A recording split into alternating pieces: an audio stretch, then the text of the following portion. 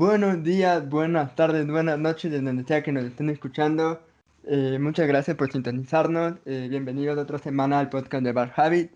Hoy es martes 8 de marzo, tenemos algunas cosas de las que hablar, pero primeramente por mi parte quiero decir que ayer se conmemoró el Día Internacional de la Mujer y que es un día muy importante para las mujeres porque se recuerda muchas de las luchas feministas que se han dado los últimos, especialmente el último siglo, para que las mujeres pudieran alcanzar más derechos, más igualdades. Entonces acá en Bad Habit apoyamos mucho esas luchas y de acuerdo a este tema, en el capítulo que hicimos hace un mes más o menos acerca del aborto, que toca uno de los pilares más importantes de la lucha feminista, de la lucha de las mujeres para que se les reconozcan sus derechos, y el derecho a la libertad de elegir es uno de ellos. Así que por mi parte, apoyamos aquí muchos, y José creo que nos va a decir algunos datos importantes acerca de esto. Bueno, primero saludarles. Igualmente, creo que es una lucha que va a continuar por muchos años. En pleno siglo XXI todavía se sigue buscando la reivindicación de la imagen de la mujer, pero creemos que ese es un tema que debería hablar principalmente nuestras compañeras y esperemos que en un próximo programa podamos ahondar un poco más en este tema. Pero eh, esta semana sucedió algo bastante peculiar y que, bueno, tiene una relación bastante directa, igual con la desigualdad que tenemos en temas de género. El INE, por fin, después de 2 meses de retraso, sacó las cifras oficiales en temas de desempleo. Hay que recordar que esta se basa a partir del ENEMDU, que es como que la encuesta que unifica esta información. Tristemente, encontramos que casi hay 3 millones de personas en situación de extrema pobreza. La mayoría de personas son mujeres. Tenemos una situación bastante crítica en esa área. En el tema de desempleo, igualmente tenemos un 5% de desempleo, que ha sido muy criticado esta cifra porque no refleja lo que se ve, por así decirlo, en las calles, lo que se ve en el día a día, donde creo que cada vez podemos contemplar mucha más mendicidad, cada vez podemos contemplar que ha aumentado, como era de esperarse por este tipo de situaciones, la inseguridad, porque estamos en una situación compleja. No sé realmente bajo qué precepto se construye el tema de 5% de desempleo, pero podemos encontrar bastantes explicaciones. Una de ellas es cómo se construye la cifra de empleo. El empleo está contemplado entre subempleo y empleo adecuado.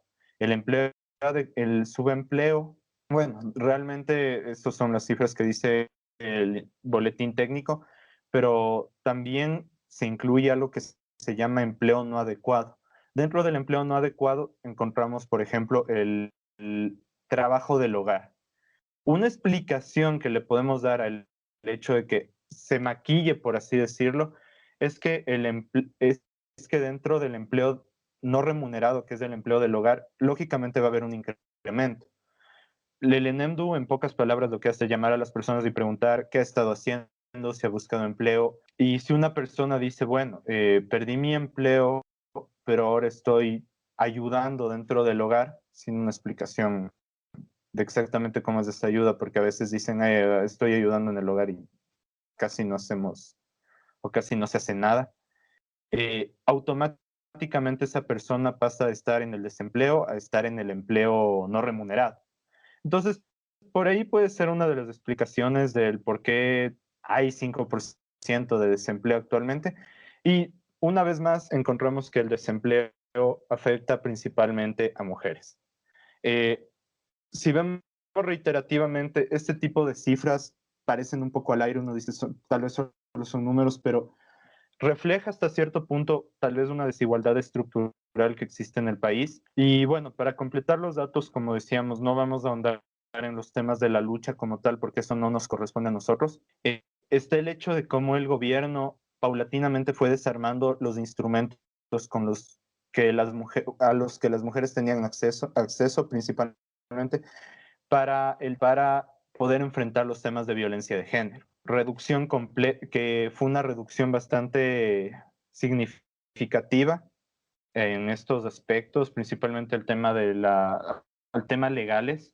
Se calcula casi un 30, 40, 50% aproximadamente en lo que se refiere al presupuesto que se destinaba a este tipo de, digamos, de cuidados que se tenía que tener dentro de la sociedad, que es algo que se debe mantener. Vemos que dentro de la cuarentena se incrementó la violencia a las mujeres. Entonces yo creo que eso dice mucho de la sociedad ecuatoriana, dice mucho de cómo el gobierno ha abarcado estas problemáticas y bueno, tristemente las cifras dicen mucho de la situación complicada a la que nos estamos enfrentando. Todo esto de cara a las próximas elecciones, que vamos a hablar un poco de eso, porque no es el único tema que tenemos, ya que el 7 de marzo, el día domingo, se conmemora, entre comillas, este también es otra conmemoración porque algunos eruditos dirán que se celebra la dolarización, pero yo creo que no hay nada que celebrar realmente. Bueno, se conmemora otro aniversario del feriado bancario, que fue lógicamente uno de los momentos más tristes que ha vivido el país. ¿Se Y bueno, conmemoran cuántos años? Son 12 esto años desde el... No, el ¿cuántos feriado son? bancario, no, 22. 22 son años, si no estoy mal. 22 años, ajá. Eso quería decir, 22 años desde el segundo impacto. Ahorita estamos viviendo el tercer impacto. Estamos esperando a que llegue el Entendido tercer impacto. quien haya entendido la referencia, ponga un hashtag Shinji, súbete al EVA en los comentarios. Y bueno, podemos continuar ahora Emilio, con este solo tengo tema una que es cosa el que del feriado decirte. bancario. Emilio, tienes que subirte a Leo, o si no, Lazo tendrá que hacerlo de nuevo. O Como si no, siempre el diré, neoliberalismo va a hacerlo de nuevo. Y ese sí es un problema. como siempre he dicho, Ecuador le encanta, solo viendo a mis amigos, le encanta volver con sus exes, guiño, guiño, guiño, o tiene traumas con su ex, guiño, guiño, guiño. Así que Guiño, solo guiño. con eso. Guiño, guiño. Pero es muy curioso porque, o sea, no sé qué tal, o sea, fue muy traumático el feriado bancario, pero 22 años después, bueno, incluso un poco antes, ya tenemos como candidato a un banquero. Entonces, realmente, ¿qué aprendió el Ecuador? O mejor dicho, ¿qué aprendió las élites? O mejor dicho, otra vez las élites del Ecuador protegiéndose el culo entre ellas mismas. Yo quiero hacer una reflexión en este momento y seguramente muchos, tal vez correístas o progresistas me vayan a linchar. Sí, también, aparte de los lazis, también me linchan los otros. Increíblemente, el candidato que está ahora para la presidencia es uno de los principales, no responsables, pero principales caras visibles de este momento. Ya que, bueno, caras, y digo caras visibles porque, seamos sinceros, hubo un cambio muy grande dentro dentro de quienes estaban dentro del Ministerio de Finanzas y, bueno, lo vimos todo muy claro, entre comillas, bueno, lo vivieron principalmente nuestros padres de cómo se dio toda esta situación. La cosa es que en defensa de este gobierno, bueno, del gobierno, no de este gobierno sí ha sido lo peorcito que nos ha tocado. En defensa del gobierno de Maguad, yo creo que a ellos les tocó vivir el resultado de un montón de malas decisiones que comenzaron desde socialcristianos, irónicamente. Sí, están, porque Lazo, aparte de ser banquero, también es socialcristiano. Entonces, desde muchos gobiernos anteriores se O comenzó a fraguar sea, uno de los... matrimonio por convivencia, diría yo. Es este Yo también matrimonio creo de que los años 20, muy de Opus Dei, que cásate conmigo y te llevaré al cielo y bueno, digamos que se quedaron en el infierno. Se quedaron en el purgatorio, piensa. también lo creo, la verdad. Pero volviendo al tema, eh, eso sucede cuando hay un manejo irresponsable del Banco Central, cuando hay una histeria colectiva con respecto a los bancos. Y bueno, creo que nos demoraríamos mucho tiempo en explicar cómo funciona el tema de los bancos, pero el punto es que la gente, el momento en que comienza a dudar de ellos, pues, no sé, ahí es el momento del chiste agrio del Ricky. ¿Qué sucede con los bancos cuando comienzan a dudar de ellos?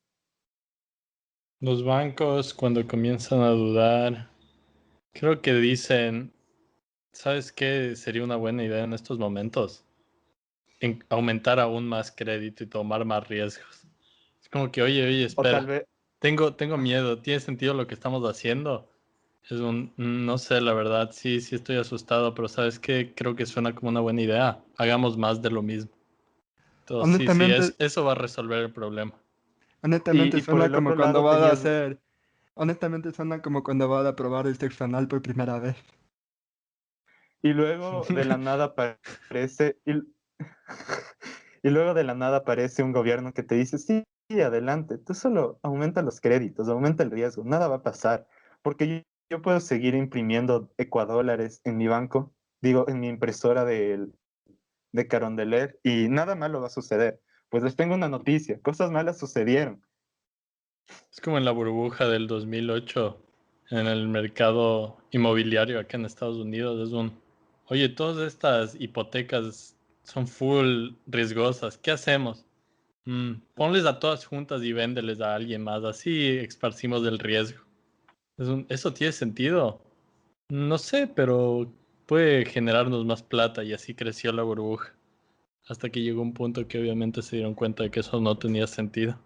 Incluso creo que aplica con el reciente caso de las acciones de GameStop y los de Reddit, que intentaron ponerle juego en contra a los mismos, eh, no sé cómo es la palabra en español, pero los fondos creo que se llaman en inglés.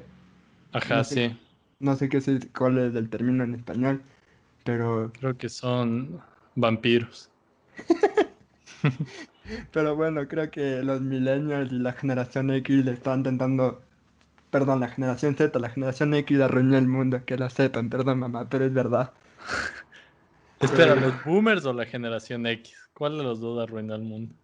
la generación X, obviamente. Aunque ellos siempre se curan de nosotros No, no ve, sabíamos nada. yo creo que los baby boomers, loco, ellos fueron los que dijeron, bueno, todo está bien, hagamos un boom de babies. Y boom, se fue todo al Justo, caño. Estamos en una situación insostenible. hablando Bueno, de ya me baby calmo. boomers, mucha gente pensó que iba a haber unos nuevos baby boomers en este periodo de la pandemia, pero según esta investigación, ya sea por depresión, por problemas de deuda, en realidad la natalidad del planeta entero va a bajar en un 23%. Así que felicidades, planeta. Pierde población y en realidad no estamos llenando los huecos. Así que será este el fin del hombre araña. Espérate un segundo, yo tengo otra explicación, es el hecho de que las parejas no podían verse. Literalmente, desde marzo, a lo menos a nivel de Ecuador, supongamos desde marzo, no nacieron, no hubo procreación en Semana Santa, fiestas de Quito, batalla de Pichincha, fiestas de Cuenca, fiestas octubrinas, fiestas julianas. ¿Cachan el número de fiestas que se saltaron? Ahí se fue literalmente toda la población que podía nacer ahora y todo porque tenían miedo y lógicamente no querían verse con sus parejas, ni con sus exes, ni con su culito del día. Básicamente, así fue como se salvó el planeta y tal vez el Ecuador cayó en una crisis. Qué irónico que fuera que cerrar todas las discotecas y bares donde podrían haberse topado con su ex termina siendo lo que salva al planeta. Sí, ¿quién diría? Que esa es la lección. Les dijimos que no vayan por su ex. Pero si es que no lo van a hacer por ustedes mismos, al menos háganlo por el resto del planeta. Loco, Greta Thunberg debería estar orgullosa. Acaba de descubrir cómo lidiar con la sobrepoblación y la contaminación. Simplemente tienen que cerrar los bares y discotecas por unos meses. Y sí, Chango, a ti te digo, cacho. El Esteban O, Yepes no creo que esté en esas. No, ya no consigue. creo. O Ay, tal vez, o verga, sea, dije el profesor Yepeto. Perdón.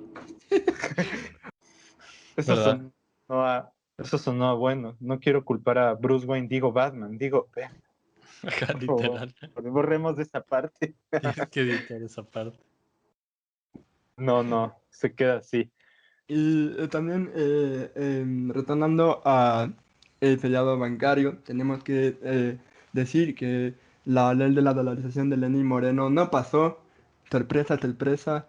Solo explica la poca credibilidad que tiene este gobierno, el poco apoyo que tiene.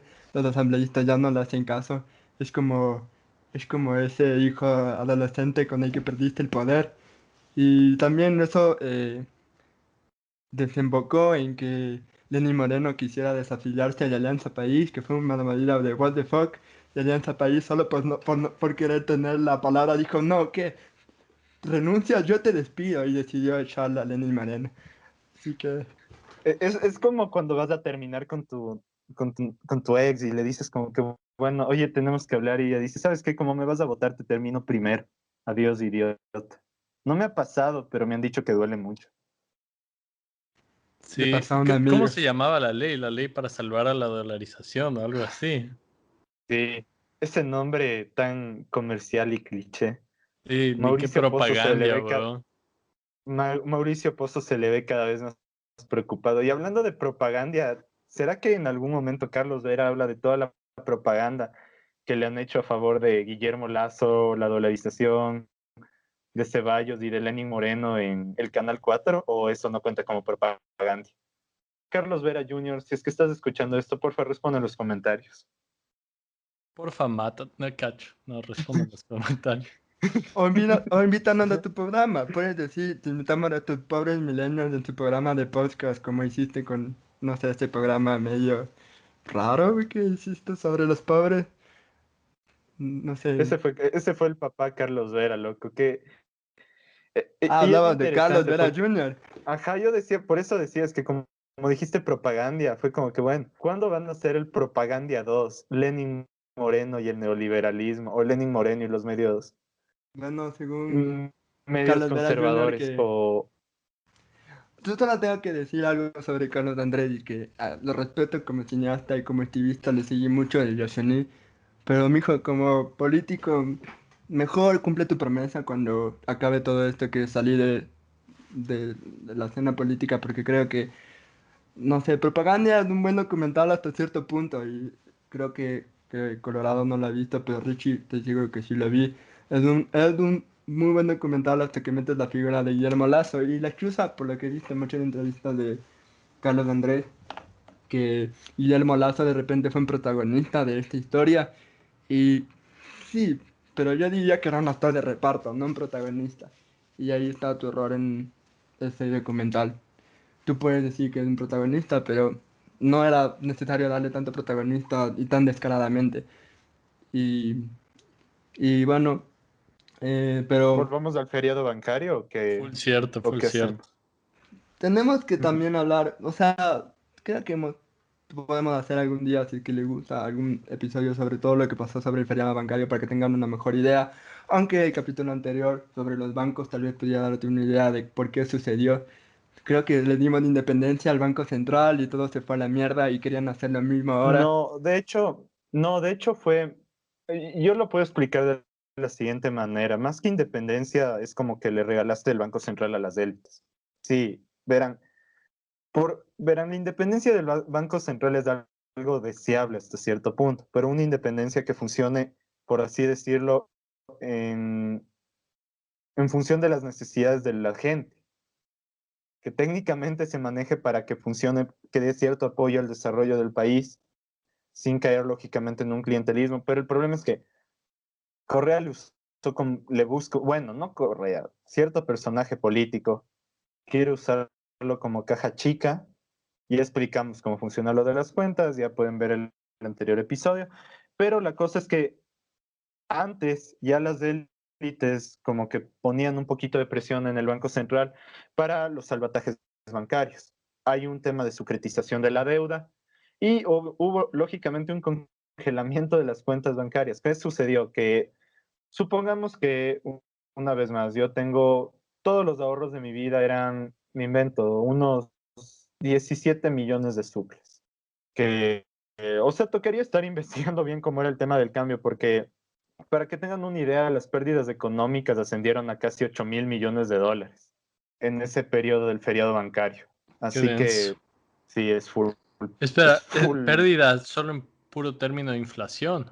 ¿O qué? en, ajá, una pérdida en temas de inflación principalmente y lógicamente en lo que se pierde, porque al congelar todos Claro. los ahorros de la gente, eh, hubo un proceso primero de sucretización de la deuda, lo que lógicamente te hace imprimir más, hay un proceso, como mencionas, de inflación.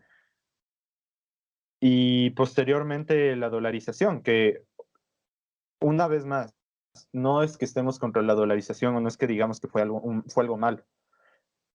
No es que fue bueno ni malo realmente, simplemente es lo que nos tocó vivir. Y ese proceso, lógicamente, transforma los ahorros de toda la vida de la gente en polvo. Se hablaba mucho de gente que por ejemplo, que ya se jubiló, que sus jubilaciones pasaban de ser una jubilación con la que sobrevivías mes a mes a apenas una despreciable suma de $15. Y $15, sinceramente, incluso llevados al valor de ese año, no representaba nada. Y si no Entonces, está mal, si no está mal, las élites en cambio lograron sacar la gente rica que supo de eso, pudo sacar sus ahorros, mantenerlos hasta cierto punto, en cambio gente que, especialmente de la clase media, si no está mal, desde entonces perdió los ahorros de toda su vida, como dice José. Así que hay también un sí, punto. sí, o sea, es un proceso súper complicado. De hecho, sí deberíamos hablar un día de esto. No, hoy no es el día, porque creo que hay más noticias de las cuales hablar. Pero bueno, ese básicamente lo que sucedió hoy es que se declara un congelamiento de se me fue, de las cuentas de ahorro, básicamente. Es como que tú tienes, no sé, unos 5,000, $5,000, 5,000 sucres no es nada. Supongamos en valor presente, supongamos que tienes unos $200 en tu cuenta de ahorros. Y tú dices, bueno, esto tengo que sacarlo eventualmente para determinada necesidad. Y el día de hoy Lenny Moreno dicen, ¿saben qué? Como no pasó la ley de protección a la dolarización y estoy viendo que hay corrida bancaria es de otra cosa que sucedió, que es lo que cuando se pierde credibilidad, ya lo hablamos en el anterior programa, lo que significaba el encaje bancario, así que no lo voy a repetir, pero básicamente existe un dinero, por así decirlo, de confianza en los bancos y cuando la gente comienza a sacar sus ahorros, lógicamente deja un hueco porque tienes un encaje que no cubre el 100% de todo y bla, bla, bla, suceden cosas feas. El punto es que se generó un salvataje bancario, hubo sucretización de la deuda, tocó rescatar a los bancos. El Ricky puede hablar más de cómo se vivieron esos rescates del bancos en Estados Unidos, porque ¿quién no ha porque vamos, ¿qué gobierno neoliberal no rescata bancos antes que a la gente? O ver Voy a películas, usar a solo, Hollywood le gusta hablar de eso. solo voy a usar la clásica frase de Bernie: socialismo para los ricos, capitalismo para los pobres. Guiño, Eso es todo guiño. lo Espectacular. Y que voy a bueno, decir. ahora Mic sí. drop. Cacho. Pero bueno, En- ¿qué otro tema tenemos? Porque han pasado varias cosas. Renunció el Por ministro acá, una de de las Salud. cosas que ha pasado, que no es tan grande, pero que obviamente eh, creo que debemos tocar, aunque sea por un momento, es que finalmente en el Senado eh, discutieron la propuesta de Joe Biden para, como se dice, ayudar a la gente impactada por el COVID, etcétera. Y sorpresa, sorpresa, una de las cosas que los demócratas, pero particularmente Bernie, querían pasar era subir el salario mínimo a $15 la hora en todo el país, pero eso no pasó. Y no pasó porque, bueno, en parte porque todos los republicanos votaron no contra eso, pero también, más importante, porque 8 demócratas, creo que eran en total, 6 o 8 votaron en contra. Y los demócratas, como el Senado está dividido eh, o sea, literal 50-50 por poco, necesitaban que todos los demócratas voten sí. Así que como votaron no, esa propuesta se va y una vez más, eh, otra de las promesas de los demócratas se va al caño, que supongo que no es para sorprenderse, pero sí, eso pasó. Y de ahí creo que el otro lado, en cambio, fue que sí se aceptó a la final lo que Biden había propuesto de mandar 1,400 de ayuda a todas las personas que ganan menos de $75,000 al año. Entonces eso sí pasó, pero irónicamente Durante el tiempo de Trump, creo que Trump en total mandó, creo que era $2,000 por cabeza. Así que Biden está mandando menos, al menos hasta ahora. No sé si es que en algún punto en el futuro vaya a mandar de nuevo. Y en esta semana donde nos olvidaba decir que no pasó el impeachment de Trump, si no estoy mal, ¿no? Y Sí, pero eso fue hace rato. O sea, nos olvidamos de claro, decir, pero ya nos había olvidamos pasado. de decir, pero si es Ajá, que alguien se quedó con la duda, no, los juicios no duran tanto, solo nos olvidamos de decir que Trump se salvó el culo y que podrá también era de presentar. esperarse, supongo. Sí, yo creo que los republicanos saben que es su carta para volver al gobierno en 4 años, que viendo cómo va, y son 2 meses de Biden, ¿eh? Yo creo que tiene muchas chances de ganar si es que el COVID no le mata con sus efectos a largo plazo. Literal. Si es que no, la siguiente cepa que le den no le mata. Así, Aunque, eh, ¿será que Trump ya tiene la vacuna? Probablemente. sí, dijo que ya están, ella y Melania, si no están mal, ya están vacunadas. Y que Eric y Trump Jr. y Donald Jr. a la verga. A ellos Ni no les idea, dan vacuna. ni idea. Todos sabemos que Melania es la consentida de Trump. Consentida Obvio. casi hasta el punto en que se vuelve medio incómodo. No le Ah, dijo el pero man que dice él sí le haría Ivanka, a no su hija si Melania. no fuera su hija. Ah, dijiste. Ah, ya, ya. Ajá, sí, Melania fue la que está Dijo vacunada. Ivanka no eso. sé si que está vacunada. Ah, Probablemente ya. sí. Creí que dijiste Ivanka. Y sí, Hombre. José dijo Yo eso. también oí. Oigan, eso me recuerda a que los conservadores son furros también, ¿no? Esta Ese era semana otro hubo, tema importante que debíamos topar. ajá, no sé si importante, pero sí queríamos mencionarlo. Esta semana han sacado ciertos adelantos y dibujos de cómo se vería Lola Bunny en la próxima película de Space Jam y no sé, es preocupante la cantidad de personas que les indigna eso. No sé, soy el único que le preocupa esto. Verás, esto de Lola Bunny viene también junto con la cancelación de algunos de los libros de Doctor Seuss. No sé si es que vieron eso también. Y Pero, Pepe Le Pew, no lo olvides. Pepe ¿en Le Pew serio? fue Pepe Le Fou cancelado. también. Sí. Ah, no Loco es sabía. un acosador, a la larga sí es verdad, el man es un acosador. El buen Cari. Pepe Le Pew. Pero bueno, en fin, o sea, varias cancelaciones o problemas de este tipo con dibujos animados. Pero yo lo que iba a decir es que sí, como tú decías, varias figuras conservadoras, ¿no? Por ejemplo, vi que Ben Shapiro había compartido algo que decía como que yo voy a comprar los libros de Doctor Seuss antes de que todos sean quemados en la hoguera comunista de la izquierda, etcétera, etcétera. Alguna cosa así. Tipo Eh, Fahrenheit, ajá, ajá, un exacto. clásico. Pero como tú dices, es chistoso que en esto de Lola Bunny es donde se unen los furros y los conservadores, unen fuerzas para mantener a una Lola Bunny sexualizada. Aunque también vi en No Twitter otros que decían los... que el nuevo look de Lola Bunny es un look MILF. Así que tal vez la sexualización esté en el ojo del, ¿cómo se llama? ¿Cómo es el dicho? Del observante, Exacto, del observador. está exacto, en el ojo del observador. Así que le ves como MILF o le ves sexualizada de forma tradicional como le veíamos en Space Jam, la original. Y yo solo Qué diré que las fuerte. secuelas nunca están buenas. No, no mentira. Solo dejen de pajearse con dibujos animados. ¿Qué les pasa? Ese es el Eh, punto. em, Preguntar exactamente qué rayos sucede en la mente de un conservador. O sea, algún día estás luchando porque no legalicen el aborto y porque las mujeres pues usen más ropa en sus protestas, porque esta es una de las típicas críticas que le hace le hacen al movimiento feminista.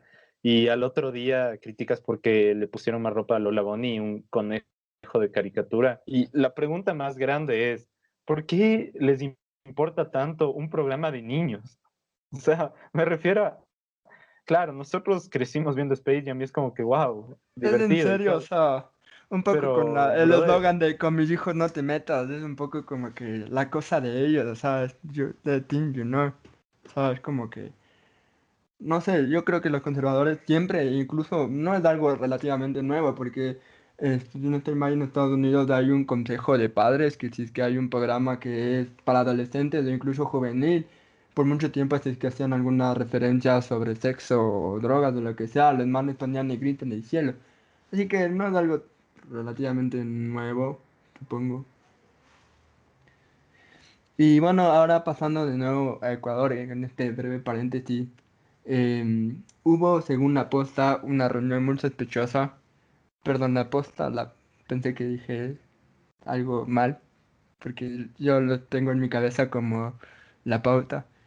Pero bueno, el medio de comunicación digital, La Posta, tomó fotografías sobre un encuentro entre Yacu Pérez, Manuela Pic, la novia, amante de Yacu Pérez, y el juez Ángel Torres, en, Y un creo maletín de que, dinero. exacto, ellos dieron a entender que es un maletín No de olvides, dinero. no olvides lo del maletín, la verdad, no olvides lo del maletín. Y según Ángel Torres, al siguiente día, eso fue el jueves y el viernes de la semana pasada, salió en la posta a decir que fue un encuentro casual donde solo saludaron y no sé, yo no sé a quién creerle. Al medio que siempre hace campañas sobre la Guillermo Lazo apoyando y haciendo muchas veces ataques racistas a los indígenas o creerle a un político corrupto. Dejen de dejármelo difícil. Siempre nos lo dejan difícil acá, ¿no? Pero te diré algo. Hay la opción también de no confíes en ninguno de los dos. Bueno, acá siempre dijimos que aunque ganara Jaco Pérez, lo íbamos a criticar como se le mereciera y le íbamos a atacar y lo que sea. No, bueno, no atacar, pues no somos brutos, pero sí le íbamos a criticar bastante. Y, y bueno, pero a lo que voy es, sí, es importante lo que dice Richie, no pierde ninguno. Tienen que todos verse en 1984, creo que esa era la novela en la que básicamente dicen que no debes confiar en nadie porque el gran hermano siempre te está observando. Sí, lo cargoso O Brave es New World, que al final creo que para el que man vean termina que no amando al estamos gran drogados. hermano. Así que nunca confíes en nadie, ni siquiera en ti mismo, como en ese meme. Si es que saben, saben a cuál me refiero. Pero lo que te iba a decir es acerca del maletín y de esta supuesta cosa, es que como muchas cosas en Ecuador, y esto me hace acuerdo a la falta de confianza que la gente tiene con el CNE y con todo el proceso electoral. Existe esa duda, ¿no? O sea, existe aún la pregunta de si es que hubo fraude, cuánto fraude hubo y si es que Yaku, digamos, era el legítimo, aunque sea segundo lugar, no va a pasar a la segunda vuelta. Pero ahora nunca lo sabremos y nunca lo sabremos porque siempre va a existir esa duda, dado por la falta de confianza que existe desde un principio y la falta de garantías que no existen, que tal vez te ayudarían a sentir más confianza acerca de los resultados del CNE y todo. Pero bueno, en este caso, en cambio, es lo que tú dices. Tenemos por un lado un medio de comunicación que es entre comillas periodismo y de ahí por el otro lado tenemos a un político ecuatoriano, que a los políticos ecuatorianos, literal por definición, creo que no se les tiene confianza. O sea, seas quien seas, Jaime Roldós es excepción, pero nadie les confía prácticamente, ¿no? Entonces, nunca probablemente, y supongo que hay un chance que tal vez algún día sepamos la verdad, pero yo te digo, esta va a ser una de esas cosas que nunca sabremos.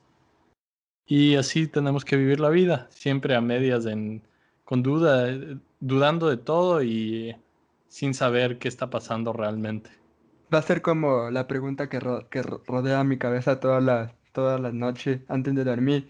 ¿Qué hubiera pasado si Carlos Tenorio metía ese gol contra Inglaterra? ¿Sería Ecuador una potencia mundial? Exacto, exactamente.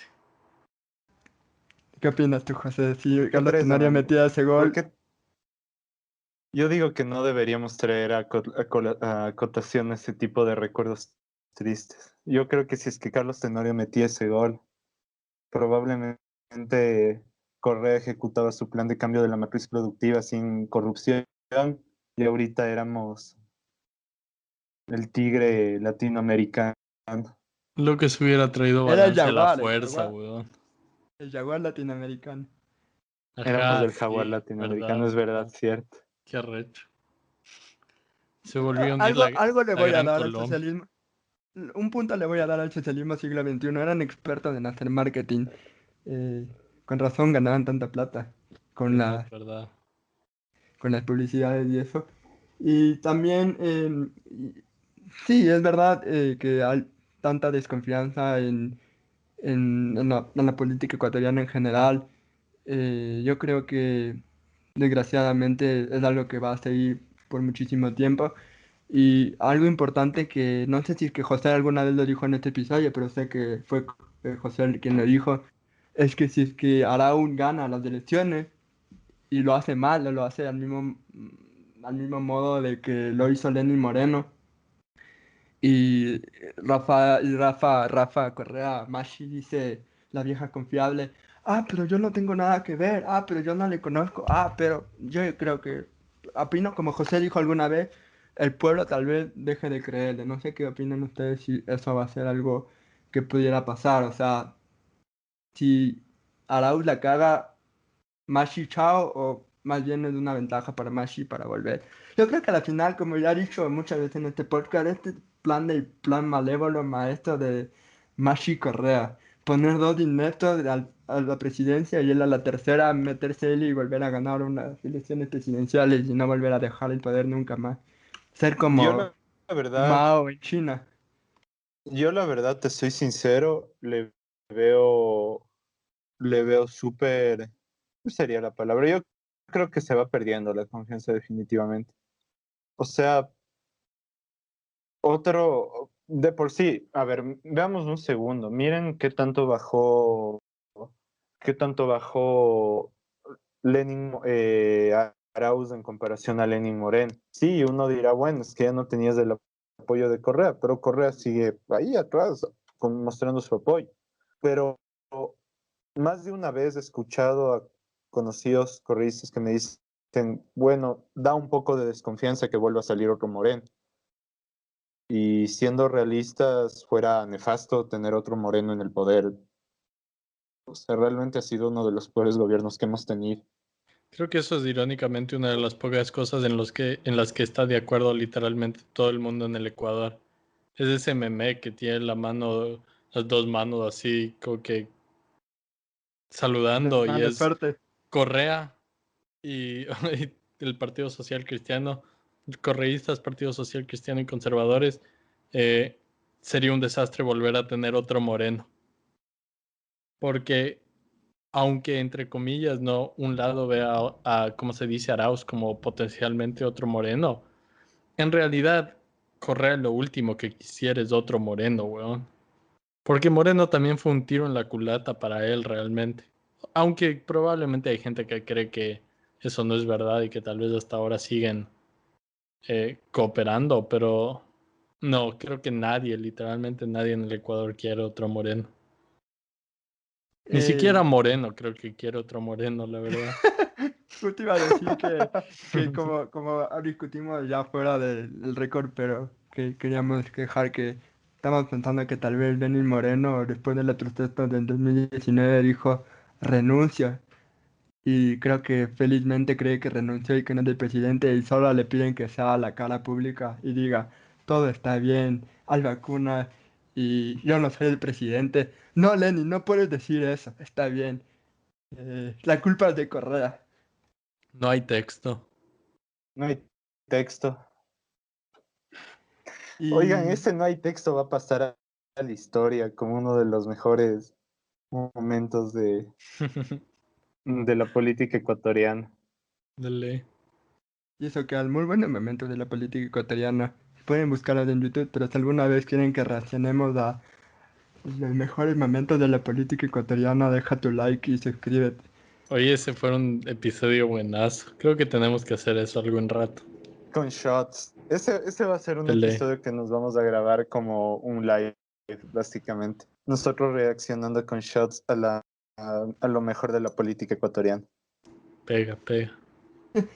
Y antes de pasar al pequeño jueguito que tenía planeado para este capítulo, inserte meme de Sao.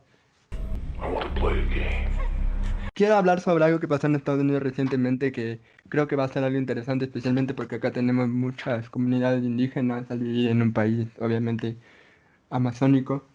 Eh, sí saben que Jeep tiene una, o sea, no sé, que hay una marca de autos que tiene como marca Cherokee, que Cherokee es una de, o sea, es la comunidad de América, de indígenas nativos en Estados Unidos más grande. Y están pidiendo a la compañía de autos que usa Jeep Cherokee que retiren eso, su marca, porque creen que es algo de apropiación cultural. Y no sé, yo quería ver qué opinaban sobre este tema, si es un tema válido, si creen que están exagerando, porque hay algunos amigos nuestros que sacaron este tema y me parece interesante hablar sobre qué significa la apropiación cultural así rápidamente y por qué deberíamos tomarla en cuenta y no para hacer una queja porque dicen ya solo se están quejando por quejar. Pero en realidad para las comunidades indígenas yo creo que reapropiarse de sus identidades es algo súper importante. No sé qué opinan ustedes. Yo no sabía que eso había pasado. Es primera vez que escucho eso, pero lo de Cherokee en particular.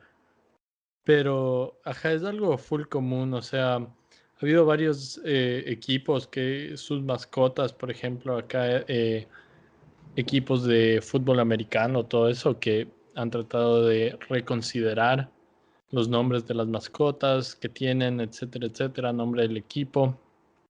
Y obviamente yo creo que simbólicamente, a lo mínimo, sí es algo importante y que más que nada al final del día es que tienes que escuchar a las personas que probablemente, eh, si es que están reclamando algo, entonces son las personas que directamente tienen conexión cultural con eso, ¿no es cierto? O sea, es diferente, por ejemplo, si es que nosotros aquí en el podcast discutiendo algo empezamos a decir que eh, algo que se hace en Ecuador, cualquier cosa, digamos, no tengo idea qué, puede ser apropiación cultural de algún grupo étnico en particular del Ecuador.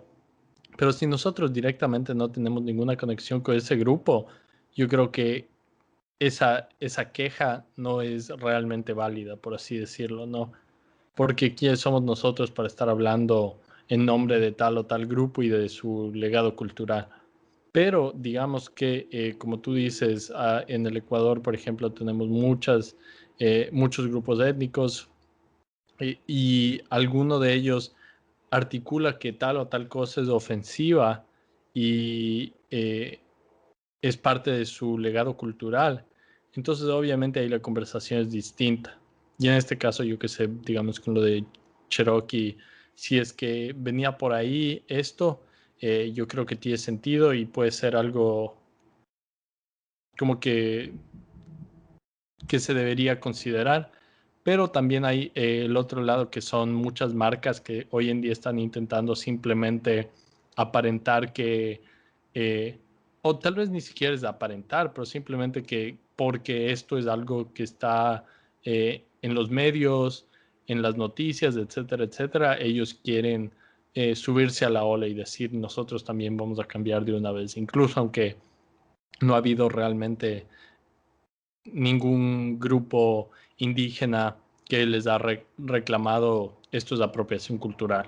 O en el caso de Estados Unidos muchas veces es, digamos, la gente negra afroamericana que reclama apropiación cultural de tal o tal cosa.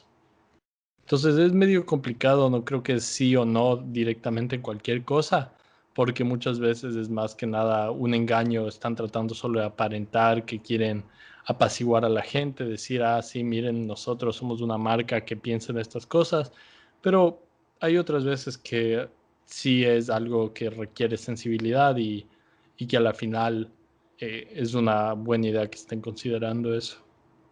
Y justo también una de las cosas que decían que por lo que en full de moda está quejarse sobre todo, porque estas comunidades nunca lo hicieron antes. Y yo creo que es porque tal vez no sabían que pueden acceder a progresos legales y reclamar que que eso vuelva a ser suyo, o incluso pedir algún tipo de contribución, o tal vez no estaban suficientemente educadas porque en años anteriores, desgraciadamente, estas comunidades no accedían a educación como ahora. Y entonces yo creo que va más por este tiempo. No es algo que sea de moda, sino que es algo que ellos recién han entendido que pueden usar un recurso para proteger su legado, como dice Richie. No sé si José David tiene algo que decir sobre Colorado, sobre este tema. Yo tengo apropiación cultural del Colorado, no mentir.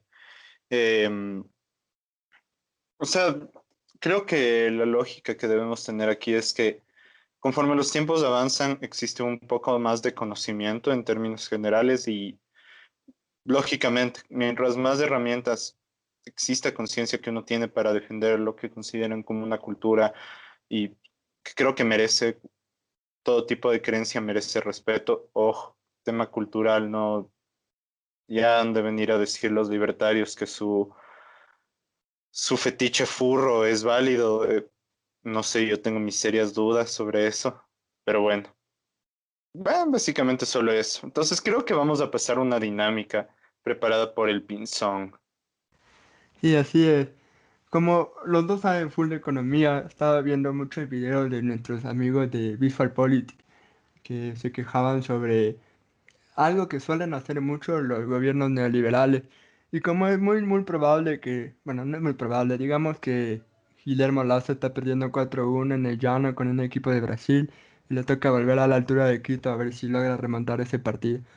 Pero en caso de que Guillermo Lasso gane las elecciones y por casualidad algún asesor le haga oír este episodio, el consejo de Bar Habit, eh, ¿ustedes qué harían si estuvieran en el gobierno y, o sea, si son candidatos, ganan el 11 de abril y el 24 de mayo tienen que hacer? ¿Qué harían? ¿Reforman gradualmente como han hecho, por ejemplo, muchos gobiernos de derecha en Argentina, por ejemplo, que deciden reformar gradualmente? Incluso acá también se ha hecho mucho con Lenín Moreno, se intentó hacer reformas graduales, algunas pasaron, otras no, otras fueron ignoradas por los asambleístas. O hacen terapia de shock, todo de golpe, como hicieron, por ejemplo, muchas potencias, no, bueno, no potencias, sino muchos países que salieron de la Unión Soviética en los años 90, como fue República Checa o Checoslovaquia, que decidieron reformar completamente todo y ahora son uno de los países más ricos de Europa e incluso uno de los países menos afectados por la pandemia del coronavirus. Así que les dejo a ustedes para que decidan, ¿reforman gradualmente o cambiamos todo de golpe? ¿Qué harían? Usted vaya primero, doctor Richie. Dale, dale. Verás, yo lo que haría, primer día, como primer día de mi administración sería eh, nacionalizar toda la industria, expropiamos a todos los emprendedores del país, delegamos la propiedad a un gobierno ultra centralizado y de ahí empezamos a cerrar toda la importación para crear producción doméstica y nos volvemos China en unos 10 años. Creo que a Luis Espinosa Gómez le acaba de dar un infarto. Eso era lo que estaba esperando. Esperaba que todos los Qué, libertarios se fuer- vayan del podcast, ahora sí. No, bro. qué fuertes declaraciones acabamos de escuchar. Fuertes declaraciones. Muy fuertes declaraciones. O sea, fueron ya que chuchas, ¿cachas? Porque Correa intentó medio como que... fue medio gradual lo de Correa. La verdad es que mucho más cerca a lo que esperarías de un gobierno de derecha, probablemente. Irónicamente. Porque no es que nada Sí, fue demasiado radical así inicialmente. Eh, irónico. Y otra cosa irónica es que la única vez que tuvimos una terapia del shock así, de la manera más pura y dura, fue justamente en el hoy de hace 22 años. que literal, es ajá. algo, que es algo más de izquierda, pero fue ejecutado por un gobierno un poco más neoliberal. Así que podemos concluir que que las élites políticas ecuatorianas valen ver. Sí, no te olvides de editar esa parte. Creo que esa es la gran conclusión. Es que literalmente han hecho ambas y ambas han salido mal, así que yo qué sé. ¿Tú cómo le Creo que lo, darías? creo que lo mejor es algo más directo, la verdad. A lo menos en Ecuador parece que se adapta mucho más de eso y que existe, aunque vaya a sonar feo, existe menos tiempo a la reacción y a buscarle el pero absolutamente a todo. Porque imagínense que la dolarización se hubiera tomado un proceso de 5 años. Nunca hubiéramos completado. ¿Verdad? Pero el día de hoy la dolarización es adorada por muchos, odiada por otros, pero creo que tiene una mayoría favorable, llamémoslo así. Y principalmente es por su carácter que fue tan inmediato. Ahora, lo que sí puedo decir es que depende de qué políticas estemos hablando. No es lo mismo decir, bueno, el día de mañana vamos a comenzar a usar este tipo de energía porque vamos a comenzar a crear estas plantas de energía para de aquí a 2 meses tener un determinado, un determinado uso primario energético, a decir, bueno, el día de mañana voy a cerrar todo el mercado y vamos a quedarnos sin importaciones. Entonces, lógicamente, si cachan como que una política tiene que ser llevada con más pausa, por así decirlo, una política energética tiene que ser más extenso porque no es algo que consigues de manera inmediata, pero probablemente si quieres algo extremo como aplicar una sustitución de importaciones, no sé, te toque ser completamente extremo y de un día al otro cerrarlo. Ojo, espero que ningún Arauz o Lazo esté escuchando eso como un consejo, porque también recuerden que de una manera política también depende cómo entras al poder. Imagínense que entró al poder, el Richie, perdón, entró al poder de la manera más lícita posible, con una mayoría aplastante y todo perfecto. Pero, no sé, yo entré al poder después de que uno de los candidatos dijera fraude, se contaran 31 actas y saliera que ese candidato suma 600 votos adicionales y bueno, se instaure un sentimiento de fraude.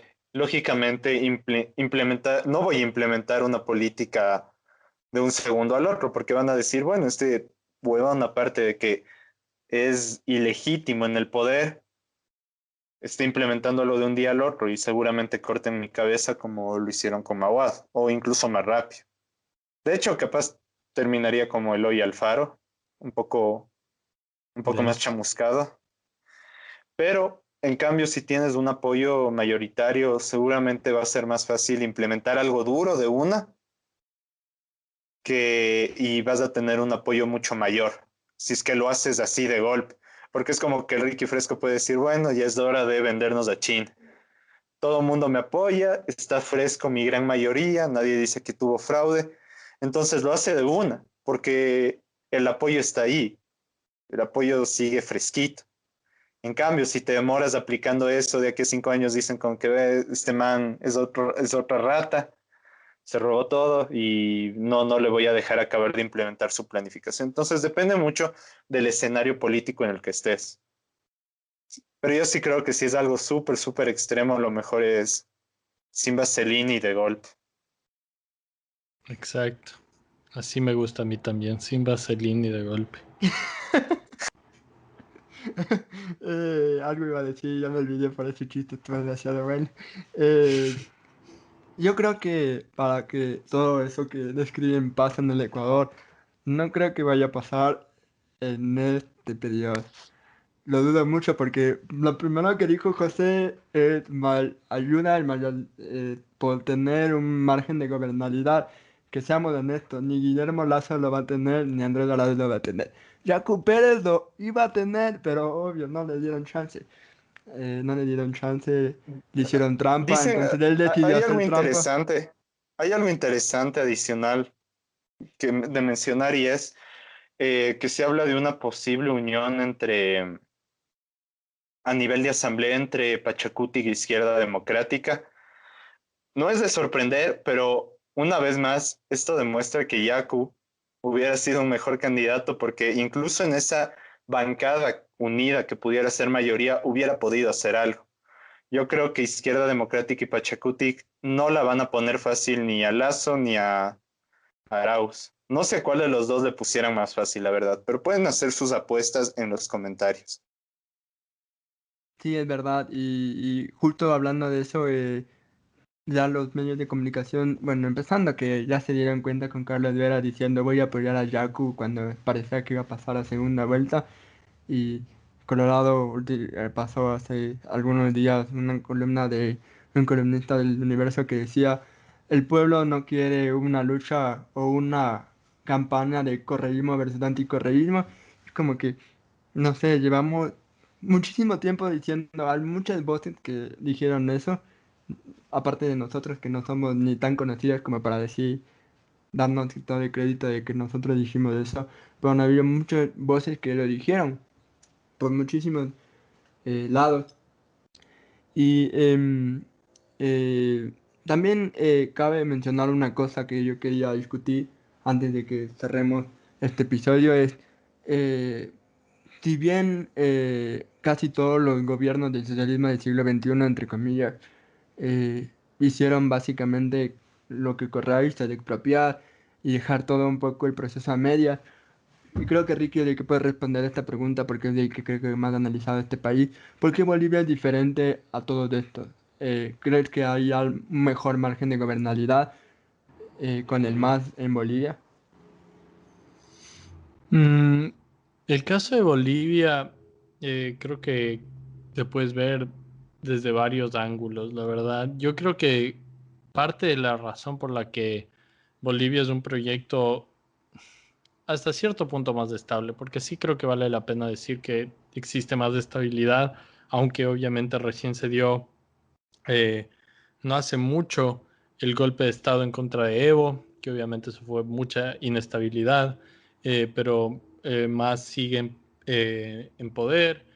Evo regresó todo. Y de ahí, si es que consideras en cambio, por ejemplo, los casos de Ecuador o de Venezuela, yo creo que hay mucha falta de estabilidad. O sea, en Ecuador es extremadamente evidente y en Venezuela, aunque aparentemente existe estabilidad con la sucesión de Chávez a Maduro y etcétera, etcétera.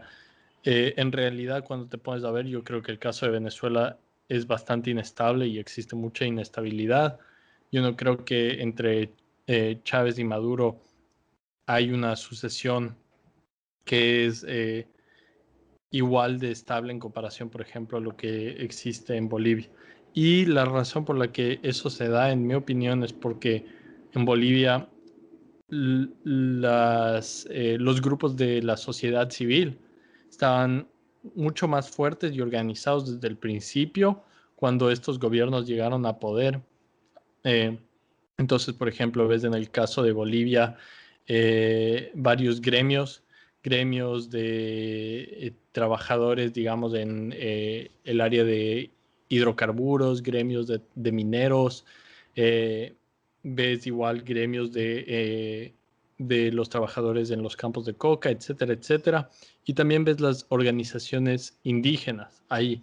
Entonces son varios grupos, sí, que se unen detrás del MAS, pero son grupos que tienen bastante estabilidad en comparación a las organizaciones de sociedad civil, digamos, en el Ecuador, o incluso, aunque no conozco tanto el caso de Venezuela, yo diría probablemente el caso de Venezuela también, porque en Venezuela y en Ecuador no tenías tanto la fuerza de sociedad civil y además de eso tenías mucha inestabilidad del lado del establecimiento político, ¿no? En Venezuela tienes un colapso del sistema partidario y en Ecuador también tienes ese colapso del sistema partidario después de el feriado bancario. Entonces, Correa y Alianza País son el inicio de un poco más de estabilidad política, pero las organizaciones de sociedad civil siguen muy inestables. Entonces, vemos un poco Pachacutic, un poco las organizaciones indígenas acá, tal vez los Yes Unidos, etcétera, etcétera, pero nunca ves una organización que realmente persevere y sirva como un soporte, pero también un balance contra el gobierno. Entonces yo creo que es en gran parte eso que hace una diferencia significativa, y eso es algo que Morales sí tuvo en Bolivia, y muchas veces se encontraba en conflicto con estas organizaciones de sociedad civil, que eran organizaciones que les habían apoyado inicialmente, pero había momentos que obviamente estando en la presidencia y todo te toca balancear intereses. Entonces el man a veces terminaba eh, fallándole a su base electoral, por así decirlo, entre comillas, o a sectores de su base.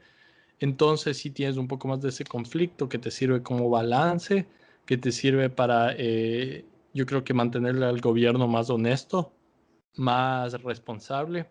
Y eso es algo que no ves acá en Ecuador para nada, y algo que no ves en Venezuela tampoco, pero yo creo que en razones diferentes en Ecuador, o sea, son razones diferentes por las que no ves eso en Ecuador y en Venezuela. Y como no conozco mucho el caso de Venezuela, no te puedo decir exactamente eh, cómo suceden las cosas allá, pero en Ecuador puedes ver que es mucho más inestable la situación de la sociedad civil, y de ahí de forma partidaria también hasta ahora no tenemos un sistema partidario fuerte. O sea, creo es lo más cercano que existe a un sistema partidario estable, que sería en contra de Alianza País, por así decirlo, pero eso no es un partido realmente. O sea, creo es prácticamente Una Lazo. cesta, no mentira. Exacto, es un culto. También creo que cabe mencionar rápidamente que Rafael Correa desarticuló un poco los gremios que habían aquí, los gremios de trabajadores, los de maestros, que a la final ellos le terminaron apoyando a Correa porque les ayudó muchísimo, pero él desarticuló muchos de sus gremios y no, eso también es como que un factor a tomar en cuenta, leí en el caso de Ecuador, porque aquí Ujú. ya no hay gremios, o bueno, no son tan fuertes como lo fueron durante un tiempo y como lo son en otros países como Bolivia o incluso en Argentina, donde los sindicatos son súper, súper fuertes. No sé si José tiene alguna otra cosa, otra reflexión antes de cerrar este episodio. La verdad no, o sea, creo que este tema lo acaba de explicar muy bien Ricky. O sea, incluso podemos mencionar, sin ir muy lejos, a cómo se mantuvo en el poder de una manera mucho más estable, incluso Uruguay. En todos los casos podemos ver que nunca hubo una afectación fuerte a la fuerza de la sociedad civil principalmente. Al final del día, la política es un, por así decirlo, un juego de balances. Y que la balanza esté para un lado u otro nunca es algo positivo. Bueno, eso básicamente, realmente no creo que haya mucho más que decir con respecto a ese tema, sino que hay casos de éxito, hay casos de fracaso y no debe ser, o sea, no deberíamos guiarnos solo por unos u otros a nivel político. O sea, si es que vas a criticar el tema del socialismo del siglo XXI, fíjate bien todo lo que ha sucedido alrededor de él. Que yo creo que más que nada hay éxitos de casos de éxito y de fracaso. O en el caso de ese retorno del neoliberalismo, llamémosle por así decirlo, que nos entrega casos de fracaso. Yo no sé, la gente que habla del tema del empresario, del buen político empresario, cuando en mi criterio a Macri no le fue bien. Macri, por ejemplo, eliminó incluso en un determinado punto el Ministerio de Salud, algo que en este momento sería impensado en cualquier país. O el caso de Jair Bolsonaro, que es un fracaso completo en el manejo de la pandemia. Y ni qué decir de Ecuador, que no sabemos realmente Lenín Moreno para qué lado patea, la verdad, pero de que ha tenido un roce mucho más cerca tal vez del neoliberalismo en ciertas políticas, sí, ha tenido unas políticas un poco más de corte neoliberal, creo que eso es algo que no se puede negar y tampoco se puede negar que entró al poder gracias a Correa. Entonces, no sé, son cosas que uno tiene que tratar de ver toda la película, o sea, tratar de ver todo lo que sucede en todos los lados, porque han habido casos de éxito, han habido casos de fracaso completo y la manera en la que cada uno embolsa al uno o al otro es bastante peligroso, porque ya escucho en redes sociales diciendo, sí, como es empresario, el empresario puede manejar bien un país y bueno, les digo que una empresa y un país es cosa muy diferente. Como dicen, el tema de las sociedades, el tema de los grupos sociales principalmente es donde se balancea mucho ese tipo de cosas y es algo con lo que no lidias dentro de una empresa. Claro, y también al que mencionar fue lo importante de Uruguay, porque tiene tanta estabilidad y tanto buenos gobiernos, sin importar si fueran de izquierda o de derecha, es porque no hay, creo yo, un sentido de venganza entre partidos, ¿no? De como pasa muchas veces en Latinoamérica, de que llega un gobierno de derecha precedido por uno de izquierda e intenta destruir todo lo que ellos hicieron, ya sea bueno o mal, y viceversa. En cambio, en Uruguay se ha visto que salió Mujica, salió el Frente Amplio y la derecha, Uruguay, en vez de intentar destruir, solo ha fortalecido todas las industrias que sacó adelante el Frente Amplio, como eh, la industria de la legalización del cannabis, por decir una. O, por ejemplo, en Uruguay se hace mucho, si no estoy mal, el embotellamiento de las ciertas bebidas gaseosas como la Pepsi, que es muy importante en Uruguay. Entonces, el Partido de Derecho Uruguay, en vez de destruir eso, ha fortalecido un montón de su industria. Y eso es algo que en Latinoamérica se ve muy raro. Al menos en Ecuador no pasó. Pasó que Lenín Moreno llegó al poder, se enemistó de Correa e intentó destruir mucho de lo, de las cosas que hizo Correa, ya sean buenas o malas. Se ha pasado también en Argentina, ha pasado también en otros países que han terminado después de un partido de izquierda cambiar por un partido de derecha. Bueno, creo que nos hemos alargado un poco en este episodio, pero espero que les haya gustado este juego final, estas reflexiones finales. Si no estoy mal, el próximo episodio, que José tiene que confirmarnos, pero es casi en un 100% que vamos a hablar del Plan Colombia, sobre todo los problemas que estamos viviendo últimamente en Ecuador, sobre cómo los carteles narcos se han ido insertando en la sociedad ecuatoriana, y vamos a hablar de cómo el Plan Colombia falló eh, en Colombia. Así que muchas gracias por escucharnos esta semana. Nos veremos la próxima. Ayer les dejamos el capítulo del aborto para que lo vean y lo escuchen de nuevo. Pero también hoy si pueden escucharlo también si es que no lo han escuchado, de un capítulo muy bueno con que tenemos voces muy interesantes como el de la periodista Carolina Flecha, de la politóloga Maya del Carmen Iturralde, de la doctora Camila Pacheco, que hicieron muchas buenas reflexiones sobre la situación del aborto en Ecuador. Así que por mi parte le dejo a mis compañeras para que también se despidan y nos vemos la próxima semana. Muchas gracias a todos nuestros oyentes. Sigan escuchándonos. Vamos a seguir trayéndoles buen contenido. Esperamos tener incluso cosas más interesantes para el futuro, como otro live, que esta vez sí nos vamos a preparar bien. Pero como dice Pinzón, por ahora escuchen algunos de estos episodios si no han tenido el chance. Les apuesto a que van a encontrar unas cosas que les sorprenden, que les gustan mucho. Y nos despedimos. Nos vemos la próxima semana. Igual, desearles a todos un buen día, una buena noche, una buena tarde, dependiendo de qué hora nos estén escuchando y pilas a los siguientes episodios.